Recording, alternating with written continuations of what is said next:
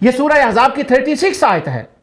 اللہ تعالیٰ فرماتا ہے اذا قضى الله ورسوله امرا ان يكون لهم الخيار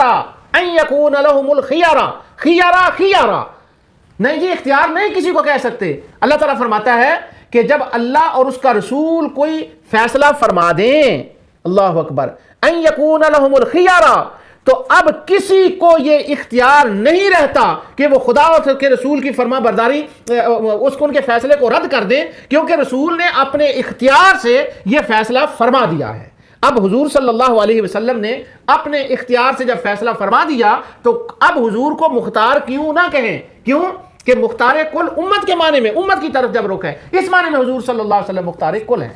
حضرت سیدنا یوسف علیہ السلام کے بارے میں اللہ تعالیٰ نے ارشاد فرمایا، اس کو میں نے تفصیل سے اگلے درس میں بیان کروں گا کہ حضرت یوسف علیہ السلام کے پاس جب خوابوں والوں نے اپنے خوابوں کو بیان کیا تو انہوں نے کہا کہ ہم نے تو یہ خوابیں نہیں دیکھی. تو اللہ تعالیٰ فرماتا ہے، یوسف علیہ السلام نے فرمایا قضی الامر الذی فیہ تستفتیان، قضی، اب یہ فیصلہ ہو چکا ہے، جو یوسف کی زبان سے نکلیا یہ ہو جائے گا. اب یوسف علیہ السلام کی زبان سے نکلا ہوا جب ہو جائے گا تو یہی تو اختیار ہے کہ جو انہوں نے کہہ دیا وہ ہو گیا، یہی تو اختیار ہے. اچھا، اب اللہ تعالیٰ کی عطا جو ہے، سبحان اللہ، وہ بار بار مجھے ٹائم کا ریمائنڈ کرایا جا رہا ہے کہ اتنا جو ہے کہ اللہ تعالیٰ فرماتا ہے وَلَسَوْفَ يُؤْتِيكَ رَبُّكَ فَتَرْضَىٰ، ہم تمہیں یہ اتنا دیں گے کہ تو راضی ہو جائے.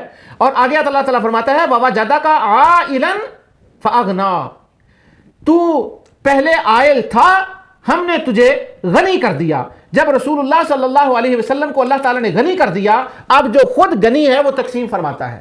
اِنَّا أَعْطَيْنَاكَ الْكَوْثَرَ، اس کو اللہ تعالیٰ نے کوثر عطا فرما دی، اب وہ تقسیم فرماتے ہیں. یعنی جو اللہ نے عائلاً فاغنا، جب اللہ تعالیٰ نے، اور سورہ نجم میں ہے اللہ تعالیٰ فرماتے ہیں وَأَنَّهُ هُوَ أَغْنَىٰ وَأَقْنَىٰ، اور وہی تو دولت مند بناتا ہے اور وہی تو مفلس لوگوں کو بناتا ہے، اوروں کو تو وہ مفلس بناتا ہے. وَوَجَدَكَ عَائِلًا فَأَغْنَىٰ، مگر اپنے حبیب کو وہ غنی فرماتا ہے. جب اس نے غنی فرما دیا، أَعْطَيْنَاكَ الْكَوْثَرَ عطا فرما دیا، اب جب وہ لوگوں کو، امت کو، کائنات کو عطا فرماتے ہیں خدا کے دیے ہوئے سے، اگر ادھر دیکھیں تو اللہ الغنی وانتم الفقراء، جب اس کا رخ حضور صلی اللہ علیہ وسلم کا مالک کی طرف ہے، ادھر سے تو وہ لینے والے ہیں، وہ تو موتی ہے ان کا، اس کو وہ تو عطا فرماتا ہے، ادھر سے وہ لینے والے ہیں. یعنی حضور کے دو ہاتھ ہیں، ایک ہاتھ کی طرف دیکھیں تو اللہ سے لینے والے ہیں، جب دوسرے ہاتھ کو دیکھیں تو وہ تقسیم فرمانے والے ہیں. جب وہ تقسیم فرماتے ہیں تو اللہ تعالیٰ، جب تقسیم فرمانے کی طرف دیکھتے ہیں تو ہم کہتے ہیں یہ مختار ہیں، یہ دینے والے ہیں. یہ وہ نسبت ہے جو رسول اللہ صلی اللہ علیہ وسلم کی طرف کرتے ہیں.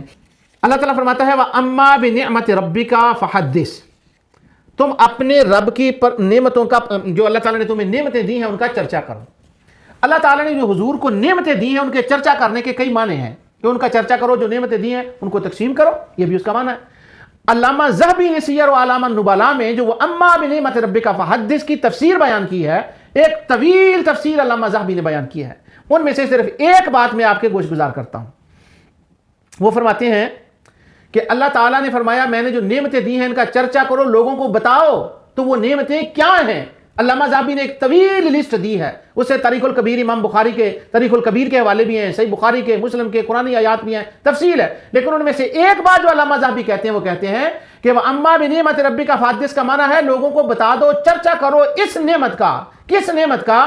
خاص کر علامہ ذہبی نے ذکر کیا ہے کہ اے میرے حبیب صلی اللہ علیہ وسلم اس نعمت کا چرچا کرو کہ حضور نے فرمایا پہلی امتیں تھیں، جب نبی جاتا تھا ان امتوں سے، نبی رخصت ہو جاتا تھا تو اس رخصت ہونے کے بعد اس کی امت شرک کرنے لگ جاتی تھی. تو اللہ نے حضور کی امت پر یہ نعمت فرمائی کہ وہ کبھی شرک نہیں کرے گی. تو وہ اما بنعمت ربک فحدث کا معنی ہے میرے حبیب تم اس نعمت کا چرچا کرو کہ تمہاری امت کبھی شرک میں مبتلا نہیں ہوگی. سبحان اللہ. اللہ تو نعمت یہ فرمائے اور حضور اس کا چرچا کریں کہ میری امت کبھی شرک نہیں کرے گی. تو ہمارے شبہ ڈالنے والے دوستوں کو ہمیشہ یہ شبہ ہی رہتا ہے اس میں شرک ہو گیا، اس میں شرک ہو گیا، اس میں شرک ہو گیا.